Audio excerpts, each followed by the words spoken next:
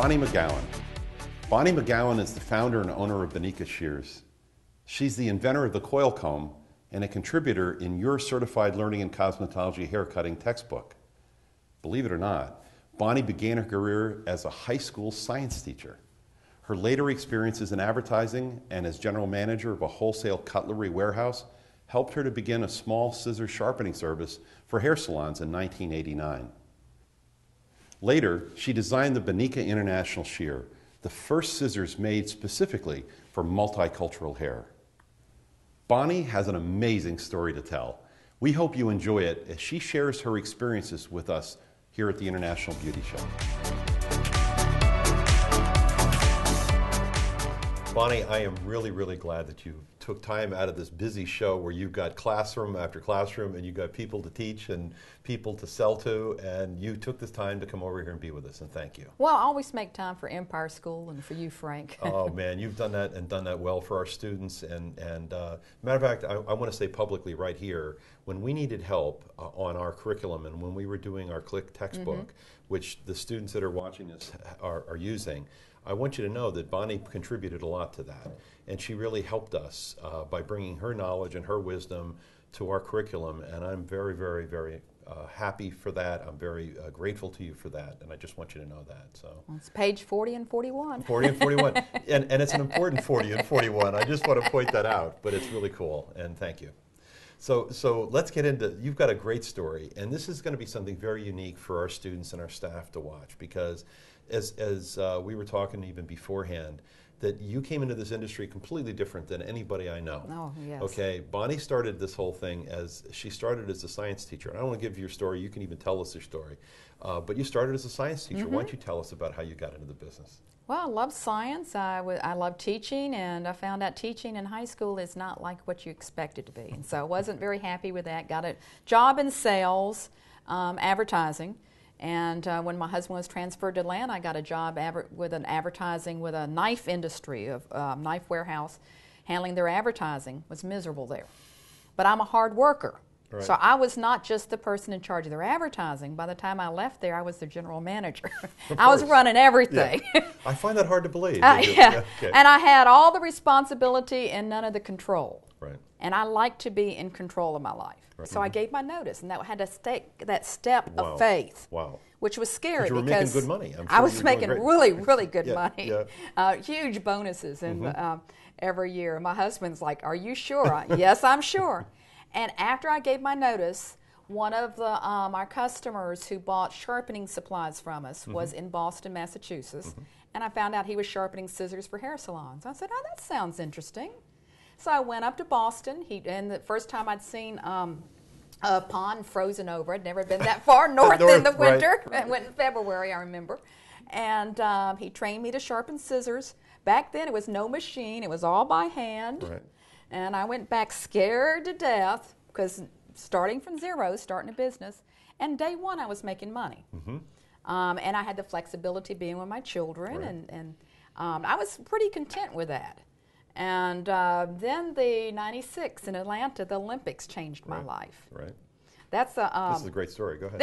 Okay. I was going. If you want me to go into the details, I absolutely want to. I think people ought to hear it. Usually, when the Olympics come into town, some big company, maybe like Empire Schools or Vidal Sassoon or Hair Cutlery or something, they are the ones in charge of the Olympic hair salon, because all the athletes can go get their hair cut, shampooed or whatever as often as they want to. Right. Well, in Atlanta, there were 5 African-American-owned salons that decided they were going to go together and put in the bid to try to get the salon, which had never been done like that before. Great story. Should be a book written about it. Well, I think I sharpened for like 4 of those salons. And I said, what I'd like out of this, I would like to actually go in the Olympics and work in the salon with you. So, of course, I'm not a hairstylist, so I was the receptionist / sharpener.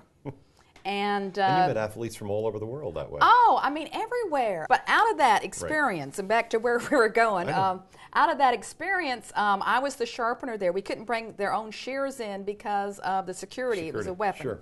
And I would sharpen the shears every day and keep up with them. And I started noticing certain shears would go dull very fast. Certain shears stayed sharper longer, certain ones that people liked better. And I got to looking at it, and I said, there's never been any shears designed for multicultural hair. They've either been designed for German hair or Asian hair. Right. So out of the Olympics, I started working on some new designs of shears. Never intended to go into making my own shears, but that was just an outcome of it. I saw a need, and we came out with our Bonika International shear. Debuted at the Bronner Brothers show in '97. Oh my God. Had it in 3 different lengths, one shear, and actually made money at the show. And we said, maybe we are onto something. Yeah. Now we've got probably about 80 or 100, I don't know how many different models of shears. I can't keep up with it. Oh and, how many? 80 or 100, somewhere in there. Somewhere between. Somewhere in there. See, that's what it's all about, and I think that's why I was so anxious to interview you, because I wanted our students and our staff to see that if they see something, and they're in the salon every day, okay, they're in the school every day, and they have a chance to see, hey, how can we do this better? There's got to be a better way, and the best way to do it is to say, hey, I can do it.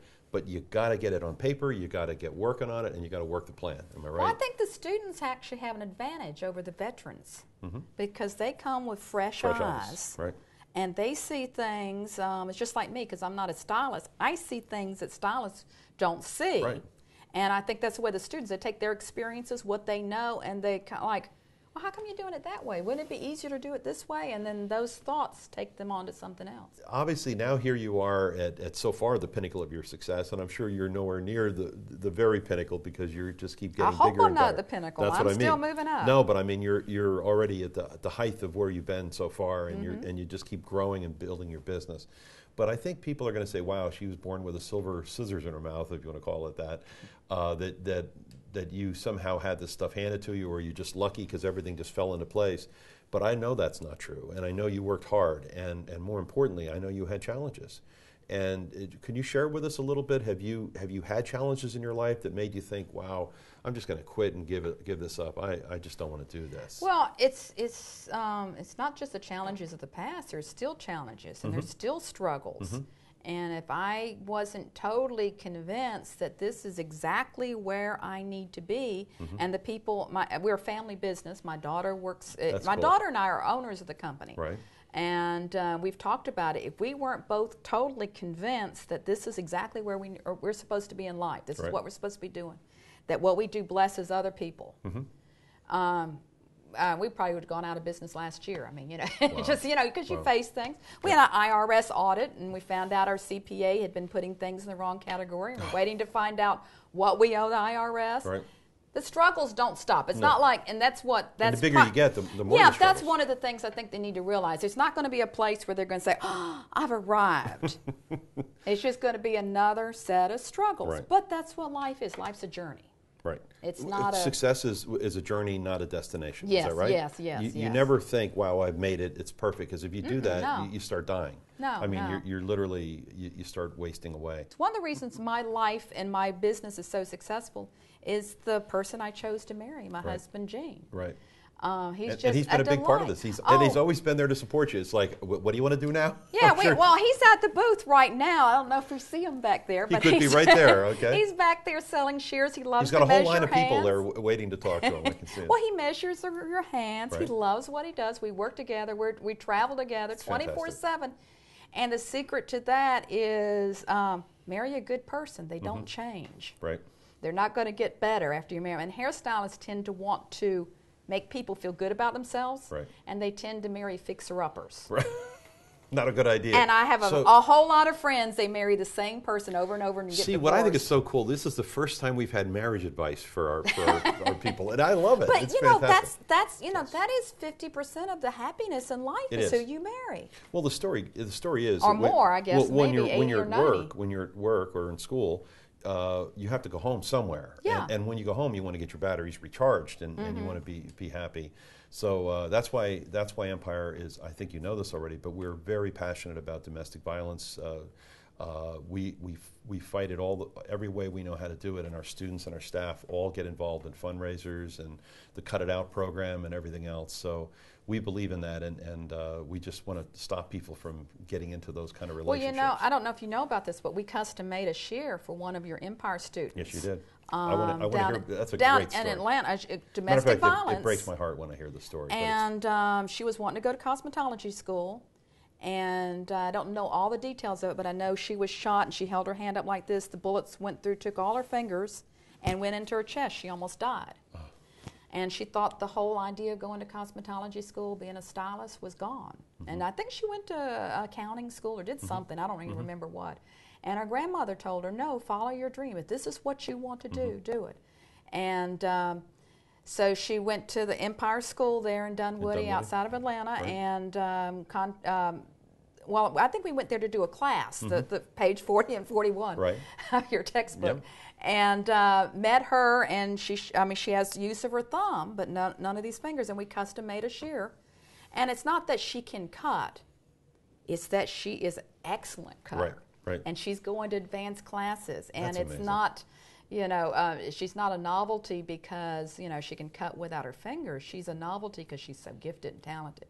You know what's amazing to me is how many people that I know in this industry that wake up in the morning and say, I got a headache, I don't feel like going to work. Or they get up in the morning and they have something else that they think is enough to keep them home or not to go to school.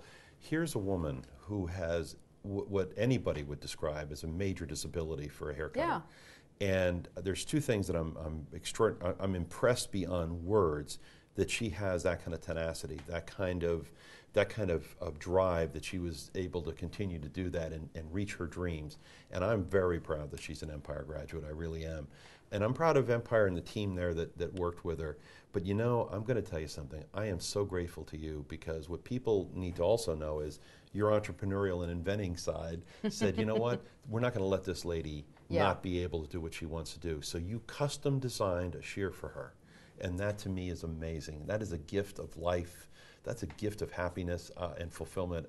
I'm blown away that you've done that, and that's a phenomenal thing. Well, I was honored I was able to help her. She said, Bonnie, you ought to advertise on your website. I said, no, it's not something I necessarily want to do for everybody. I said, but for you, Larissa, I said, this is, That to me is amazing. Let me just leave this with one final thing for our students and our staff. Okay. Any thoughts on, and you're an outsider, so you're not talking as a stylist and you're not talking as a salon owner or anything like that, but as somebody that's observed our business and is able to see things differently than most, do you have any words of wisdom on what our students can do that they themselves can become successful? I know not necessarily in your business, but in their own craft. Any thoughts on words of wisdom for them? Well, one of the thoughts I have, Yancey, that I'm doing the class with, I call him Antsy Yancey. A lot of stylists are ADD or ADHD. They're right-brained. I think that is an advantage. Don't beat yourself up about that. Right. I'm the opposite. Someone will hand me a pair of shears to sharpen. I'm like, who gave these to me? But someone that has that gift, and Yancey's one of these people, and a lot of other ones that are successful. Someone walks into his salon, he notices what perfume they're wearing, what shoes they're wearing, what music's playing in the background. He notices all those things about them. Right. And he can create something that fits that person. Where if you're too focused, and unfortunately that gift does not lend itself to book work and taking tests. No. So just But that's what's beautiful about our students. They're right-brainers. They're smarter than normal people, in my opinion, but they're smart in a different way. Right. Okay? And a lot of people don't understand that. They don't Absolutely. respect stylists because of it. They think they're a little ditzy or whatever, and they're not. They're crazy. Just That's right. they're smart, but You just bet. because you struggle in school doesn't mean you're not going to be one of the top stylists out there. Exactly. The ones that are making the highest grades aren't necessarily going to be the most successful Doesn't ones. mean anything. So I guess that's the thing. And so just persevere, get through school. And when Yancey's up there in class, he says, I don't know anything about these angles. They talked about him in school, 45 degree, 35. He says, just throw it up here and cut it. And he's been successful. And it's successful, and he's doing all these celebrity hair, but he understands that concept. Right.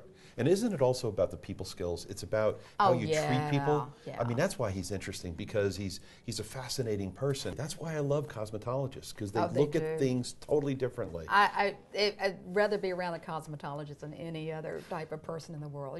Y'all are just, they're just a lot of fun. And folks, this is coming from a science teacher. I know, okay, I know, I just want you to know that. That's pretty cool. cool. I would love to spend more time with you.